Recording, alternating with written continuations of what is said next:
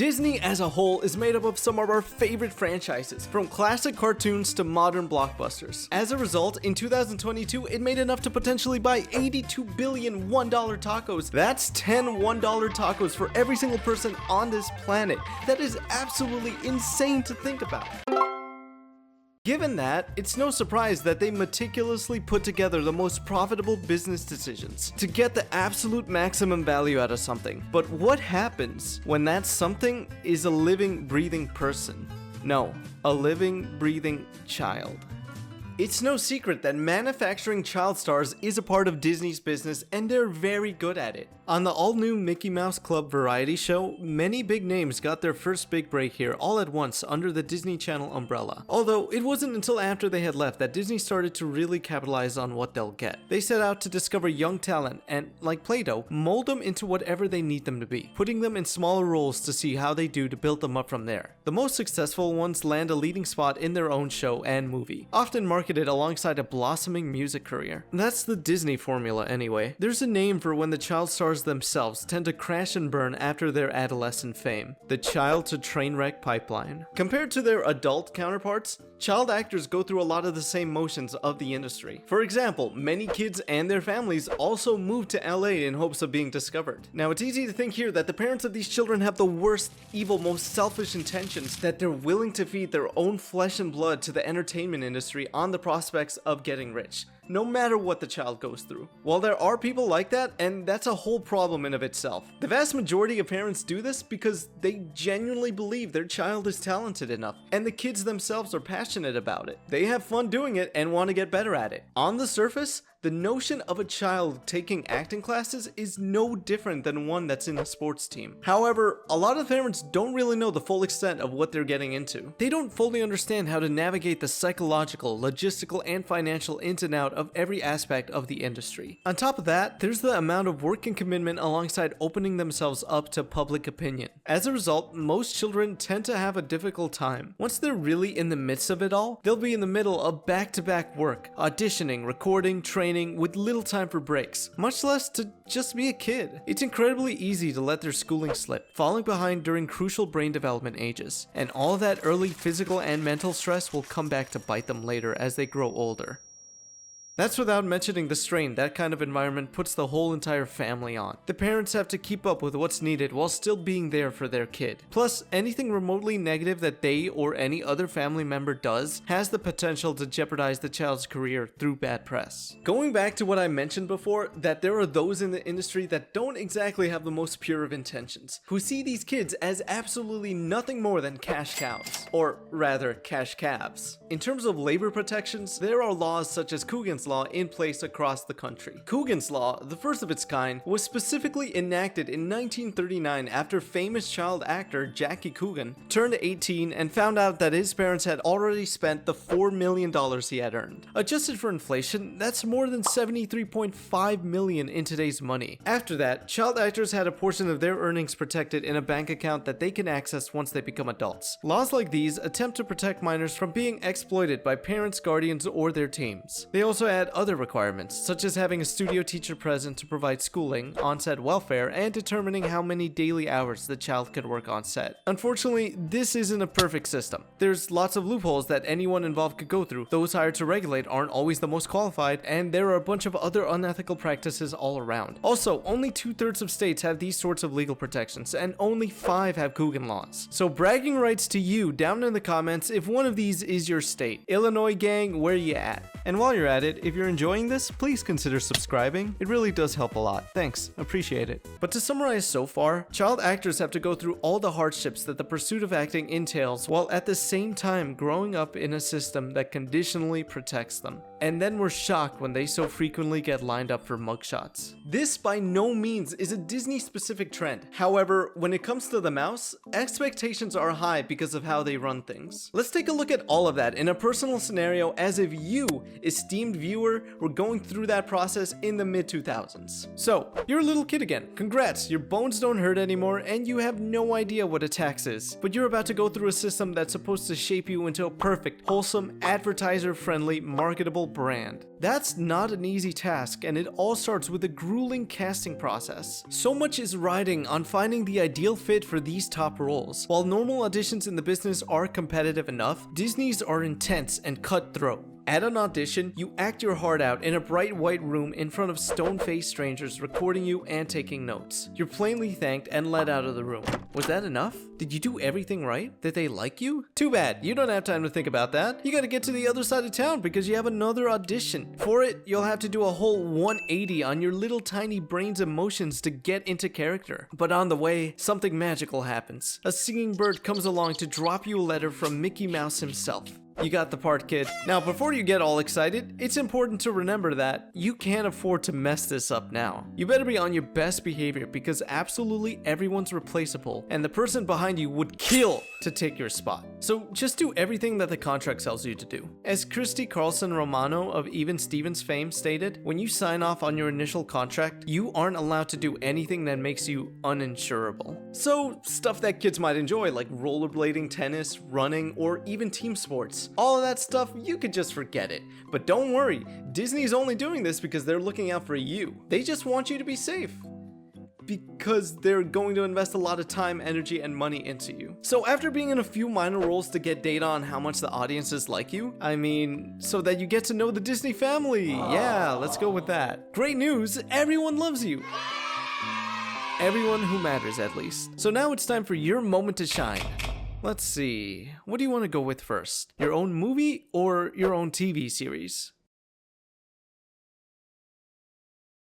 Movie, nice. You didn't really have a say either way, but nice. Surprise, surprise, the movie that was made to play all the right safe and familiar notes turned out to be a success. So here's your own show. Ah, but wait. Something's missing. Oh right, you're gonna be a singer too. Say goodbye to the little free time you had. Selena Gomez could relate to that. For her show, Wizards of Waverly Place, rehearsals and filming took half the week. She then had to travel to perform her songs at various venues before coming back the following week to start the whole process over again. And don't even get me started on what Miley Cyrus's average work schedule looked like when she was around 13. But despite all that, you made it! Congratulations! You're officially a Disney star! Now, don't ruin it. You wouldn't want to dirty your squeaky clean image and throw away all that Disney gave, would you? During the 2000s, moral panic was at its height in regards to purity. So much so that the Jonas Brothers even famously wore purity rings for a time. And here to comment on that is one of the worst people in hindsight to comment on that.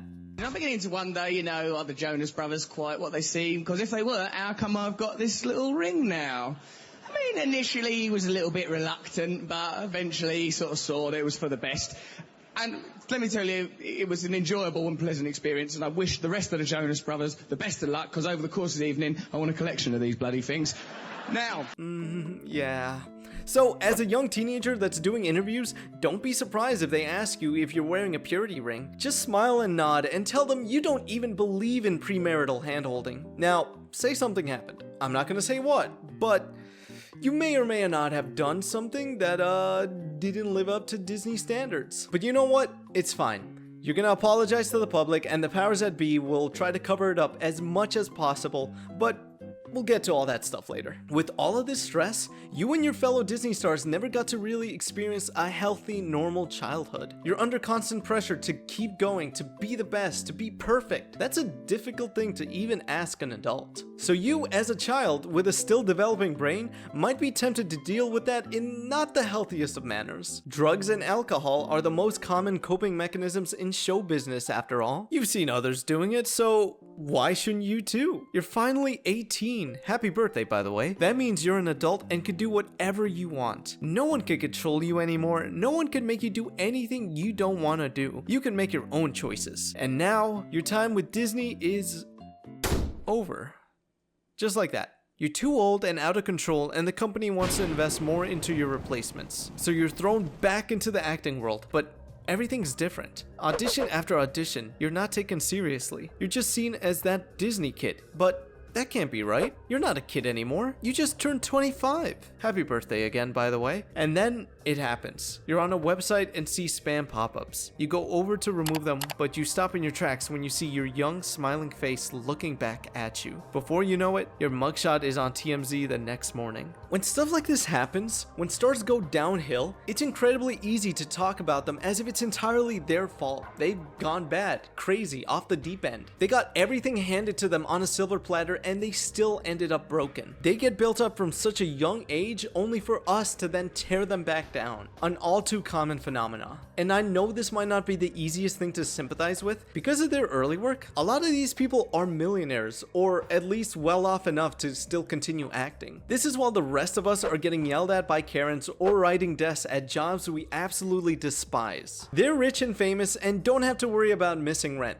So what? Who cares if they're sad? Again, I get that argument. I used to admittedly think that way too, but I urge you to remember that they're people. And most importantly, that they were once children. And a lot of these issues stem from what happened to them when they were children. With that being said, kid actors going through this kind of stuff isn't anything new either. Isn't that right, Leah's clone number 7? So let's take a look at one of the earliest, most notable cases of a Disney child star falling from grace.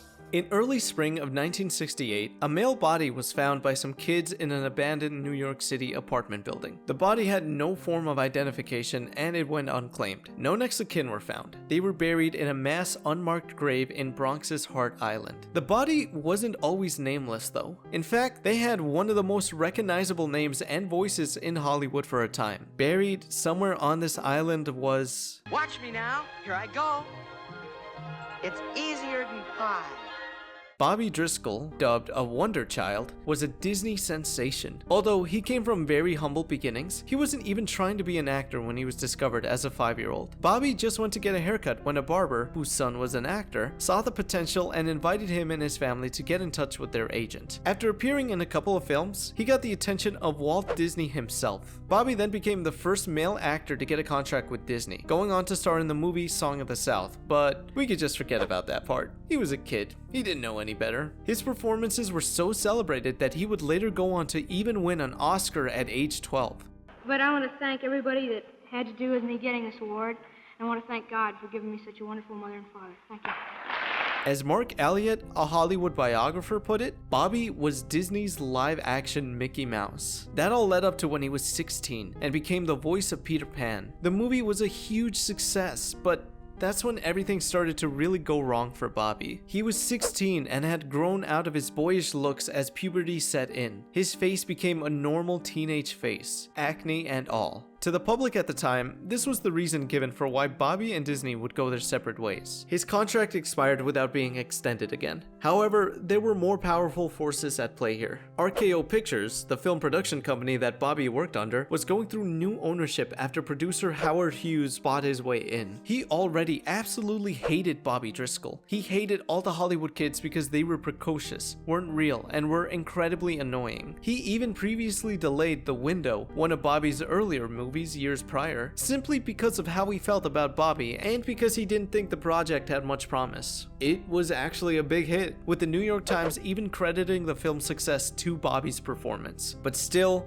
none of that was enough. Disney dropped him, and it was apparently so sudden that Bobby first learned that he was let go when he was refused entrance at the studio's gates. While he did get steady TV work, he struggled to cope with the fall of his Disney legacy. Because of his work, he didn't fit in with kids at school, and even started going by Robert to further distance himself from his golden boy image, but he still couldn't escape his past. As a result, he spent all of his earnings on narcotics like heroin. Driscoll himself has said that he didn't know why he did that. He didn't understand what urged him to start using narcotics at 17. During this time, he had married his girlfriend and they had 3 children, but they would go on to separate, with Bobby having no more contact with his kids for the rest of his life due to his drug use. Not surprisingly, he got arrested on multiple occasions for drug possession, assault, burglary, and check fraud. At that time, arrest pretty much got someone shut out from show business. Even years later, after getting treatment and trying to turn his life around, he was essentially shunned by the industry. It got so bad that he moved to New York City to get back into Broadway theater, but he was still turned down even there for his reputation. Bobby Driscoll was broken and needed help, but there was no one left to help. This was apparently the case even as a boy. He admitted that his childhood wasn't a happy one, and that he was in fact lonely most of the time. No one knows exactly how he spent his final days before ending up in that abandoned building. His own mother didn't even find out about his death until a year and a half later. She hadn't heard from him in years and went to Disney to try to reconnect with him. His father was on his deathbed and she wanted Bobby to come back home. That's when the NYPD matched his fingerprints with the record of a long-buried body on Hart Island. The general public didn't find out about what happened until 4 years after his death, when Song of the South was re-released and the reporters researched what had happened to its stars since the film's premiere. The sad case of Bobby Driscoll was unfortunately just the first of many Disney stars that would fall on hard times after their time with the company. To get a much better sense of what goes on behind the scenes more recently, let's examine some cases where the stars themselves have openly talked about their experiences. You're in the tabloids now, so you consider that to be an oh no or a sign of success and notoriety? It's an oh no. Is it? I'm a very private person, so like people like butting in and like taking pictures and stuff is very aggravating.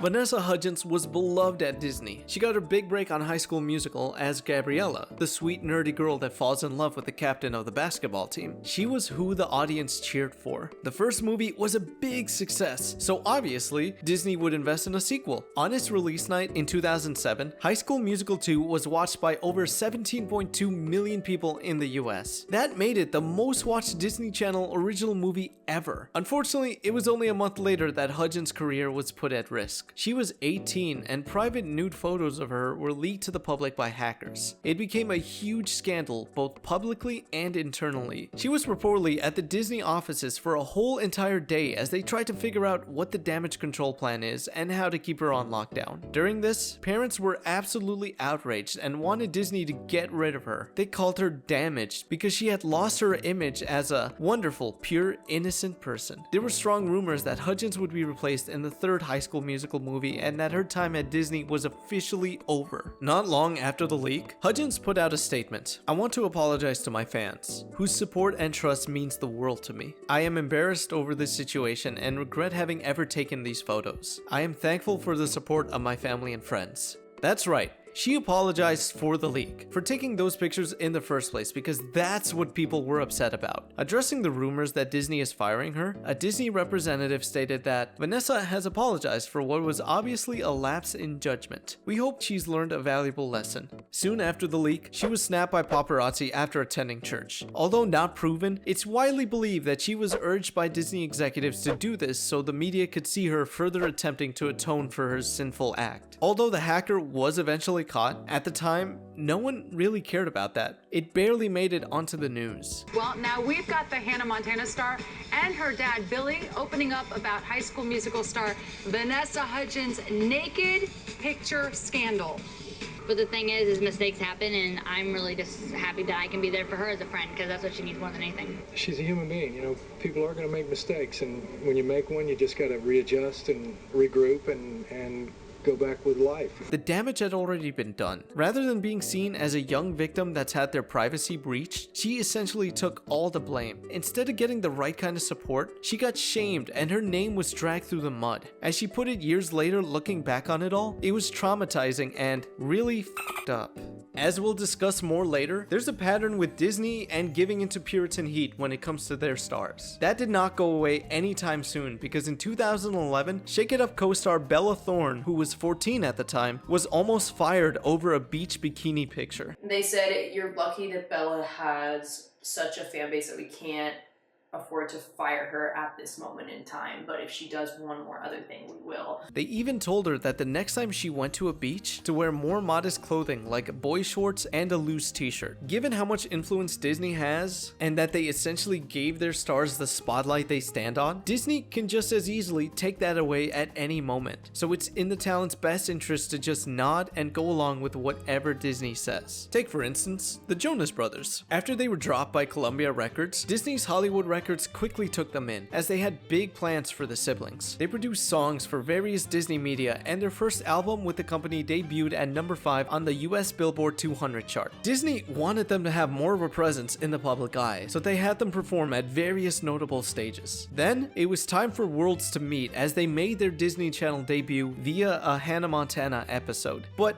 it wasn't just any Hannah Montana episode. They were specifically set to appear in the one that plays shortly after the premiere of High School Musical 2. Disney had big expectations and it paid off. As I already mentioned, the movie was the highest rated Disney Channel movie of all time. So naturally, whatever plays after it will do astronomically well. After the movie premiere and the 15-minute debut of Phineas and Ferb, the episode played and it got 10.87 million viewers. It not only became the highest rated episode of Hannah Montana, but would also be one of Basic Cable's most watched episodes at the time. Shortly after that is when the Vanessa Hudgens photo scandal happened. As the brothers saw all of that go down, executives apparently told them that they were so proud of them for not making the same mistakes that Hudgens makes. That, in turn, made them feel like they couldn't ever mess up at all. The already immense amount of pressure they were under was made significantly heavier because of this. They were expected to be absolutely perfect, and according to Joe Jonas, that was the kind of pressure that no teenager should be under. We were just kids. That's the reality. We were frightened little kids. They couldn't afford to mess up. They even had systems in place for interviews to make sure that nothing slips. Each brother answered a different type of question. Nick took the serious ones, Kevin the lighthearted, while Nick and Joe answered music-related questions. And if they were ever asked something tough or uncomfortable, they were taught to just play dumb, to pretend like they don't know what's being asked and to laugh it off. Eventually, they spent more time on Disney Channel with the Camp Rock movies and even their own show. However, they weren't exactly the biggest fans of the TV series. They thought the writing was terrible and each had their own grievances with it. Looking back, they've gone on record to say that they really regretted the show and it probably hindered their music career. But they just went along with whatever Disney says because following Disney was their shot to really make it. That also includes having to change their lyrics whenever they write something even remotely suggestive. The pressure to not disappoint the company and their fans even snuck into their love life. In 2010, Joe Jonas was dating Camp Rock co-star Demi Lovato after playing a couple in the Camp Rock movie. Fans liked seeing them together and that only improved each other's image. However, it only lasted 3 months and that was longer than Joe wanted. He wasn't happy. He wanted it to work because he did genuinely care about her and because he had a brand to protect, but it all felt like a lie to him. He felt especially guilty because he wanted to be there for Demi, who was really struggling during the time. Demi Lovato has been very outspoken about how her time at Disney has negatively affected her, both through interviews and various documentaries. When she was 12 and trying to make a name for herself, she developed an eating disorder known as bulimia. That's where someone binges food and then tries to lose that weight quickly, such as by making themselves vomit or through intense workout sessions or strict dieting. Her team closely monitored what she ate and essentially controlled all the food in her life as they wanted her to stay thin. She was even banned from ordering food service. Management went out of their way to remove phones from any hotel room she stayed at so she couldn't get food delivered. At one point though, Demi snuck out to get food but was caught. So her team would then put furniture outside of her hotel room to physically prevent another escape. As her career grew, so did the pressure. Her dad left his job to become her manager while her mother was a stay-at-home mom for her and her siblings. At that point, the entire family's financial stability rested on Demi's shoulders. That pressure only exacerbated another one of her struggles. Back when she was 13, she was injured in a car crash. That led to her getting prescribed opioids, and thus, she began experimenting with drugs. She'd frequently steal pills from her mother until she got caught, resulting in her mom locking all of her medicine away. It also didn't help that Demi was already drinking at that age too. As the years went on, she'd still find ways to get her fix. That included stealing Xanax from her mom. Then, when she was 15, something terrible happened. She was by someone who also worked at Disney. They were hooking up, but she didn't want to take it that far. When she told a higher up about what happened, they told her to keep her mouth shut and not talk about it, that it'll be handled internally. But nothing really happened. The unnamed person who assaulted her didn't seem to get any ramifications. They, as is all too common in situations like these, got away with it. In fact, they were still in the movie they were filming at the time. In short, Demi went to an adult for help and the response she got from them and the company response was, "You don't need any help because nothing happened." She had to process that while still seeing her assaulter every now and then on sets. The years after this is when her drug abuse really started to spiral. When she was 17, right after Camp Rock released, she tried cocaine for the first time and loved it. All of her substance use and issues came to a head a few months later. She was on non-prescribed Adderall when her band, and some of her background dancers had a party that ended with the hotel room being trashed. Alcohol and weed were also involved. The hotel was obviously very upset by this and threatened them, inciting someone to speak out about what really happened. Someone told Kevin Jonas Sr., Demi's manager at the time, and her father. These adults in her life didn't really know about her drug use, so she got really upset that someone snitched on her. She got so upset that she even, in her own words, manipulated Kevin Jonas Sr. into revealing who told him about the drugs. And he said it was Shorty.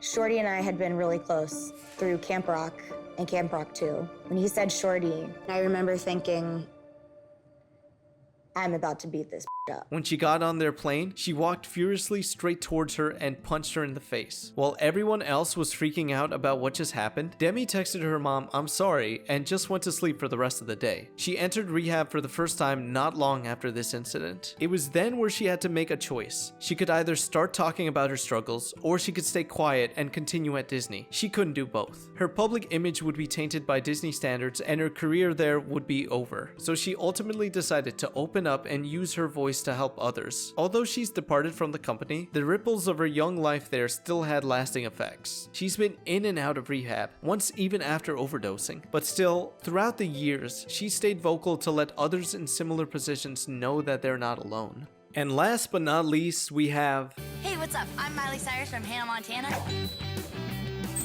And you are watching Disney Channel.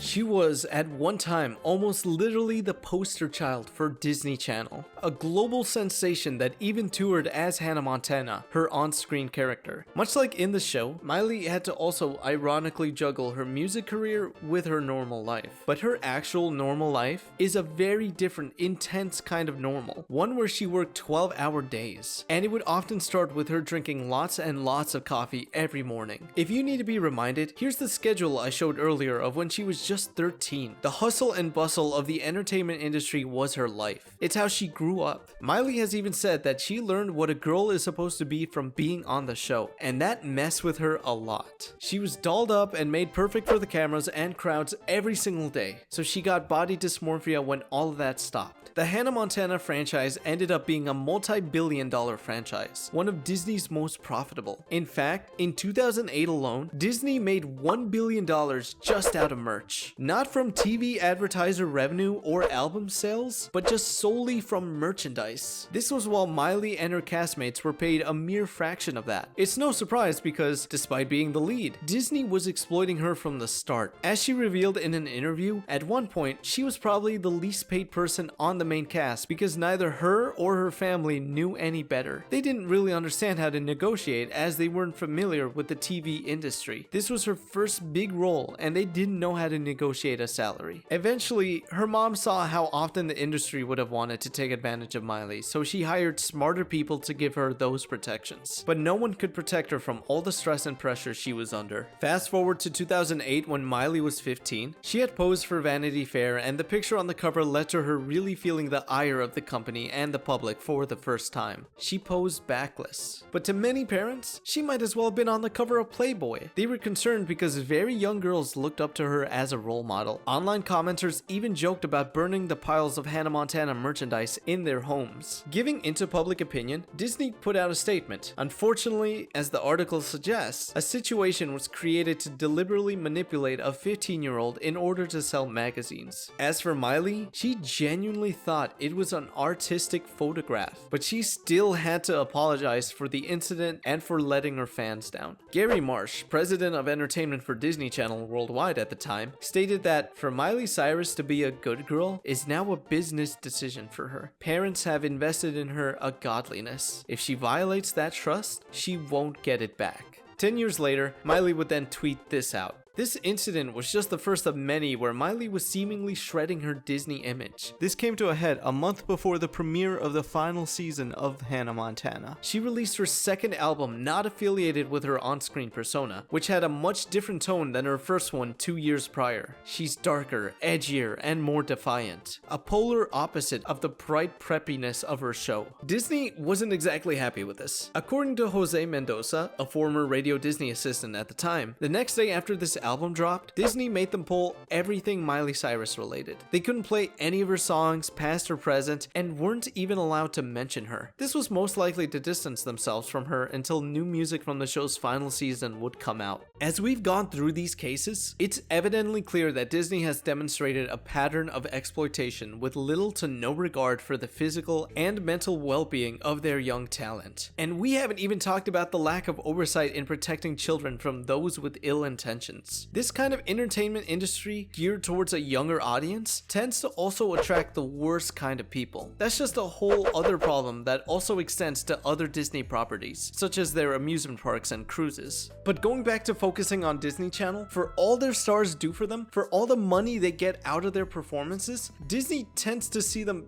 as products. That's it.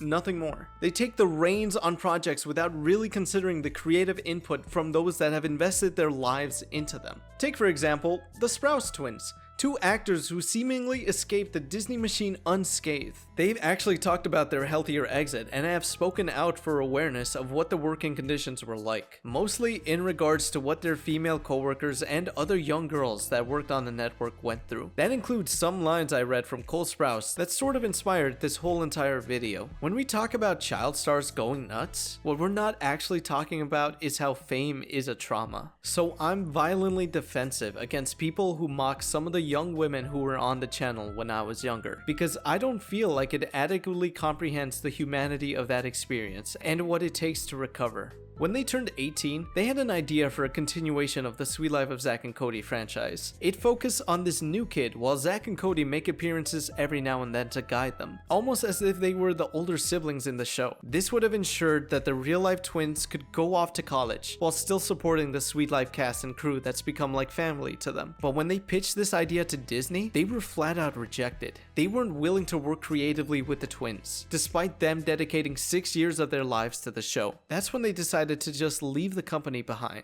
Skipping ahead to now, years after all of these events that have been discussed, how is modern day Disney Channel? Well, while on a late night talk show in 2022, Olivia Rodrigo, who was in High School Musical, the series, yep, that's the official title of it, openly joked about how she was able to get into a bar in the UK without using a fake ID, since the minimum age to drink there was 18. How did it feel to try alcohol for the first time? Yeah, first time. It was amazing.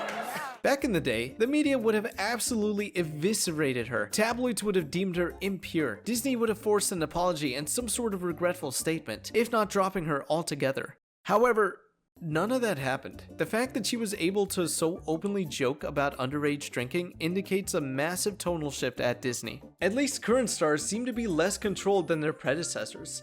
But what does the future hold for them and others? We've been in the middle of a huge shift. So much of our lives, for us common folk, is already put on social media. So for child actors, what effects will come out later after their whole entire life is put online in real time? Jenna Ortega, who got her big start on Disney Channel's Stuck in the Middle, once explained that when she started out there, she had to attend a media training class, Disney 101, where she was taught exactly what to do on social media. It was a part of the business, as they wanted her to post multiple times a day, including promotions for her show and the channel. So it became a business, or Yeah. you would go into some sort of audition or meeting and it was, how many followers do you have? Or, Yeah, you know, I what didn't are get your a part analytics? once because I didn't have enough followers. How many followers someone has is a new kind of factor that goes into whether or not they get a role. So you should follow me on Instagram. Oh, I'm not auditioning for anything. I've just recently come back to it and want to use it more and would enjoy the dopamine of seeing that number go up. Thanks in advance. There's a saying that when actors make it big,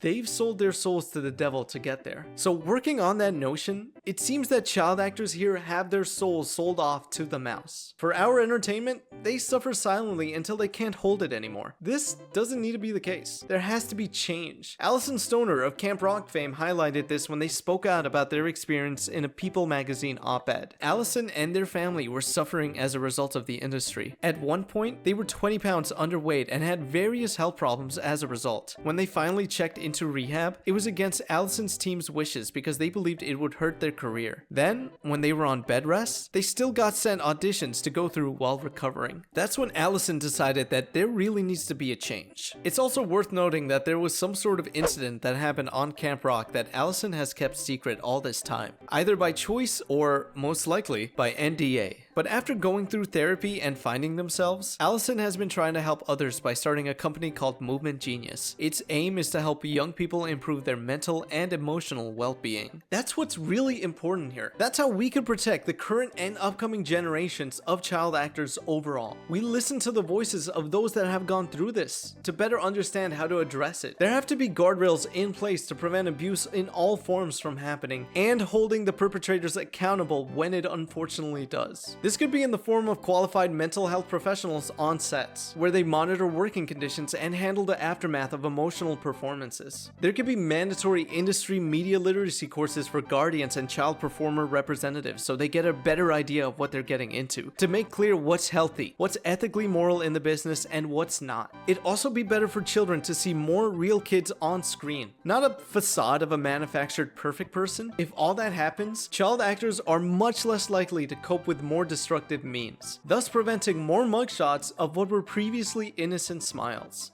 Thanks for watching.